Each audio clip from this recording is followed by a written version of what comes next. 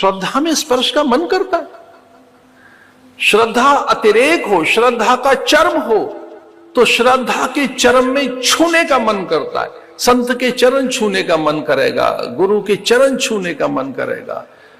हम तो कभी कभी मूर्तियों को छूते हुए देखते हैं लोगों को। हमारे उत्तर भारत में तो सारे देवताओं को कांच में कैद कर रखा है मंदिरों में, भोग लगाने के चक्कर में। भोग लगाएंगे, जल चढ़ाएंगे, हद तो तब है कि सारी मूर्तियों पे पानी छिड़कना शुरू करते, स्नान करा दे। श्रद्धा।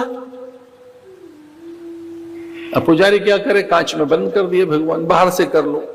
बाहर ही भोग लगा रहे हैं, पत्ता है, दिया बाती है, धूप दिखा रहे हैं।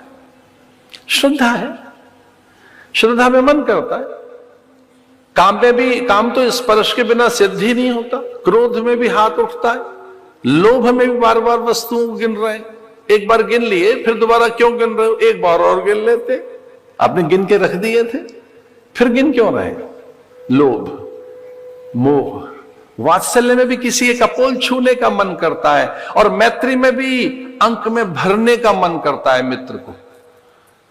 भाव स्पर्श चाहता है, जो भाव है उसमें छुअन है। कभी प्रेम में, कभी स्नेह दुलार में, ममता में, प्रणयन में, माधुर्य में, ऐश्वर्य में, घृणा में, ग्लानि में, काम में और ज्ञान में। कोई पूछे ज्ञान में स्पर्श करने का क्या मन करता है? ज्ञान में अपने भीतर लौटने का मन करता है, स्वयं से मिलने का मन होता है। हर दिन हर दिन हर दिन ऐसा होता है।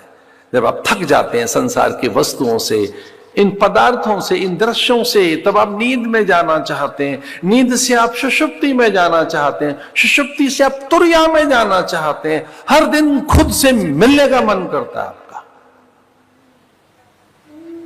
और तो और मंदिर में भी जाकर, जब आप मंदिर में पहुंच जाते हैं, मूर्ति सामने और आंख बंद किए बैठे हैं। अरे लला, सामने भगवान है, आंख क्यों बंद किए बैठा है? आंख खोल। मंदिर में भी मूर्ति के सामने आंखें बंद हैं, क्योंकि जिससे मिलने आए थे वो भीतर ही है। मंदिर माने मन के अंदर, यही तो मंदिर है। मंदिर और है क्या? मंदिर माने मन के अंदर, तो स्वयं से मिलने का मन कर। ग्रंथ का सम्मान करने की दृष्टि से मैं खोलता हूं। महर्षि वेदव्यास लिखते हैं और सुखदेव मुनि कह रहे हैं, हे राजन, तत आरभ्य नंदस्य ब्रज सर्वस्मृध्यमान् हरे निवासात्म गुणै रमा कीर्णं नृप। अद्भुत। तत आरभ्य नंदस्य ब्रज सर्व स्मृध्यमान् हरे निवासात्मक गुणै रमा कीर्ण्यन् भूनृप। अरे राजन, रमा कीर्णा करने लगी, रमा खेल रही है धरती में। कहा? भगवान का आगमन सुनकर। और ये बात तो हमें भी आपसे कहनी थी। एक बार आपके यहां भगवान आ जाएं तो लक्ष्मी जी भी अपने आप आ जाएंगे, अपने आप। नारायण का ध्यान करो। नारायण माने सत्य का, सत्यानुसारणी लक्ष्मी। अगर आपने सत्य का अनुसरण किया है तो लक्ष्मी अपने आप आएगी। लक्ष्मी बुलाने से नहीं आएगी, बाध्य कर दो उसे आने के लिए। और लक्ष्मी बाध्य है, सत्यनिष्ठ के पास आने के लिए प्रतिबद्ध है, वचनबद्ध है, संकल्पित है। उसकी प्रतिज्ञा है कि जहां सत्यनारायण होगा, जहां सत्य होगा, मैं उसका अनुसरण करूंगी। कंस ने कहा था ढूंढो उस बालक को, और फिर पूतना ने कहा मैं ढूंढ लूंगी। पूतना ही थी पूतना, जो पवित्र नहीं है, जिसकी दृष्टि, ऐसी पूतना ने कहा मैं ढूंढ लूंगी। सुंदर से आयोजन में, उस अद्भुत उत्सव में कि इतनी भारी भीड़ लला के यहां पूतना का आगमन हो गया। भारी भीड़, अनेक वहां सिद्ध मुनि, ज्ञानी, गुणी, तपस्वी, वीतराग, तपोमूर्ति, विशेषकर हिमालय के सिद्धों ने वेश बदलकर वहां डेरा डाल लिया कि भगवान के दर्शन होंगे। गोप ग्वाल बालों में वो नाना प्रकार की सृष्टि में समा गए भगवान का दर्शन करने के लिए। कोई कागा कपोत कोकिल बनकर, कोई मयूर चकोर बनकर। कहने लगी यशोदा, देखो नंद बाबा, हमारे यहां इतनी कोकिल कभी नहीं आती थी, इतने कौवा तो कभी नहीं देखे, इतने कपोत, इतने मयूर। हमारे यहां कितने कबूतर आ गए, कितने मयूर आ गए, कितने कागा आए, और ये मरकट तो हमने कभी नहीं देखे। कभी ब्रज में एक दो मरकट देखने को मिलते थे, बंदर, बंदरी बंदर, बंदरी बंदर दिखाई देते। तो कहने लगी नंद बाबा से यशोदा कि इतने मरकट कहां से आ गए? तो पौर्णमासी ने कान में कहा कि ये त्रेता के बंदर हैं, प्रभु का दर्शन करने आए। ये ऋषि मुनि है, ऐसे आएंगे तो पहचान लेंगे आप। अनेक मरकट, मयूर, कागा, कोकिल, कपोत, विविध वेश धारण करके ऋषि मुनि योगी। और इससे पहले कि वे पूतना विष लेकर जाए भगवान के पास, महादेव निकल पड़े। ये उनकी प्रतिज्ञा है कि देवताओं के जीवन में विष आएगा तो विष रहने नहीं देंगे, कोई टॉक्सिन्स नहीं रहने देता ज्ञान। एक विशेष प्रकार का जो द्रव्य है वो विष का समाहार करता है, विष का शमन करता है। प्राणायाम से विष का शमन होता है, अच्छे विचार से, ज्ञान से, समाधि से, अच्छे द्रव्य से, उचित आहार विहार से, औषधियों से, महापुरुषों की संगति से। अभी पश्चिमी देशों में ये प्रयोग हुए हैं कि जो बहुत अलग तरह के जो टॉक्सिन्स हैं, डिटॉक्स होने के लिए कहते हैं काउ कडलिंग, गाय को छूएं। गाय को स्पर्श करने से, वृक्षों को स्पर्श करने से, तुलसी पात हाथ में लेने से, कुछ देर बिल्व पत्र और विजया धतूर शमी हाथ में रखने से बहुत प्रकार की व्याधियों का शमन होता है। पूतना जहर लेकर जा रही है बालक के प्राण लेने के लिए। कंस ने कहा कि उस बालक की हत्या करो। पूतना ने कहा मैं अपने स्तनों में विष लपेट कर जाऊंगी, बहाने से उसे स्तन पिलाने के बहाने से उसकी हत्या कर दूंगी। मेरे स्तनों में जहर है और ऐसा भी न हो पाया मैं उसका गला घोंट दूंगी। ये भी नहीं हो सका तो विशाल काय मुख बनाकर मैं उसे उदरस्थ कर लूंगी, मैं उसे चबा ही जाऊंगी। निश्चिंत रहे कंस, मैं बड़ी बलशालिनी हूं।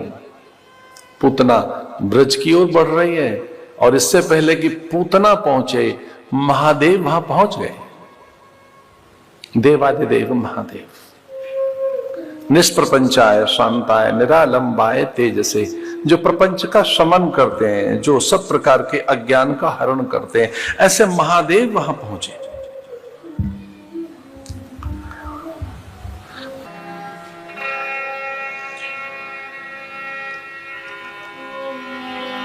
भगवान जगन्नाथ के द्वार पर जगन्नियंता, जगदीश के द्वार पर जगत प्रभु,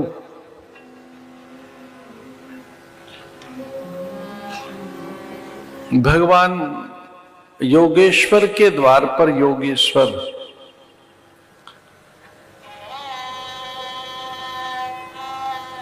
भगवान नारायण का नाम भूतेश है। हरि सर्वेषु भूतेषु, भूतेश के द्वार पर भूतनाथ। भूतेश भगवान नारायण और उनके द्वार पर भूतनाथ। हम कभी कलकत्ता जाएं तो पहली लालसा यही रहती है कि भूतनाथ के दर्शन हो जाए। काशी जाएं तो रहती है लालसा विश्वनाथ मिल जाए। ब्रज जाएं तो मन रहता है चकलेश्वर, गोपेश्वर, भूतेश्वर, बटेश्वर। और रमण बिहारी आंगन में रमणेश्वर के दर्शन हो जाएं। भगवान भूतेश के द्वार पर भूतनाथ, विश्वनाथ, जगन्नाथ के द्वार पर, हरि के द्वार पर हर पहुंच गया। कोई पूछ रहे थे ये सही शब्द क्या है, हरद्वार या हरिद्वार? सच मानिए मूल शब्द तो हरद्वार ही है, लेकिन नारायण के भक्तों ने बद्रीनाथ में दर्शन करने वाले यात्रियों से हरिद्वार कर दिया। हरिद्वार यानी हरि का द्वार, मूल शब्द वो हरद्वार है। हरद्वार, हरद्वार माने हर का द्वार, महादेव का द्वार। उत्तर में महादेव रहते हैं हिमालय में, हिमालय की ओर उत्तराधिपति, उत्तर में रहने वाले महादेव का द्वार हरद्वार। लेकिन हरिद्वार भी है, हरि का द्वार भी है, जहां हर की पैड़ी है। हरि हरि ही सर्वेषु भूतेषु। हरि माने हरि हरति पापानि, तो जो पाप हरण करे उसे हरि कहते हैं। और हर पाप हर, जो पाप का हरण करता है, अगहरण करता है, कंदर्प दर्प का, काम का, उसे हर कहते हैं। और अगर आप उसे हरिद्वार कहें तो इसका अर्थ है केदारनाथ की ओर रास्ता है। आप हरिद्वार कहें तो समझ लो वो बद्रीनाथ का रास्ता है।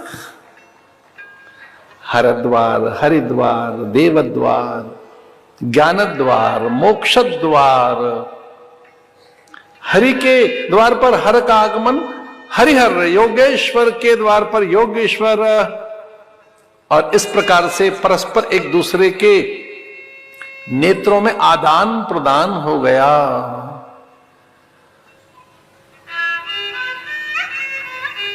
भगवान कह गए कि विष मैं लूंगा, आप पूतना का तारण करना, उसका उद्धार करना। पूतना को देखकर भगवान ने आंखें मूंद ली, मीच ली। ब्रह्मज्ञानियों ने कहा कि अरे आपने आंखें बंद कर ली पूतना को देखकर। तो भगवान ने कहा उसके मन में हेयता है, निंदता है। पूतना ने जैसे भगवान को देखा था तो उसका काम जग गया था। ऋषियों को, मुनियों को, ज्ञानियों को, ब्रह्मवेत्ताओं को बड़ा अरुचिकर लगा कि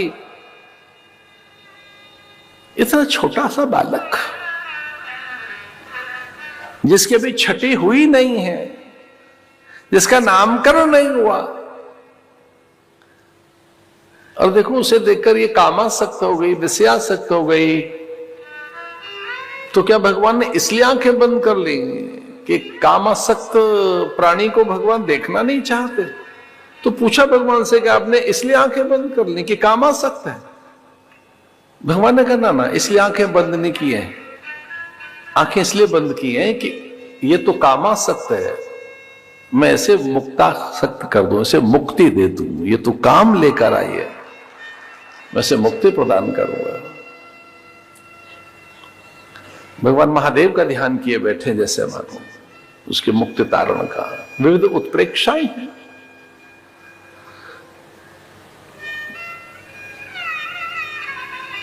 गाढ़म कराभ्याम पतरोष समन्वितो पिबत प्रपीड़ियत। भगवान ने उसके स्तनों को पकड़ा और वो विष निचोड़ना चाहती है और भगवान उसकी वासनाएं छीन रहे हैं।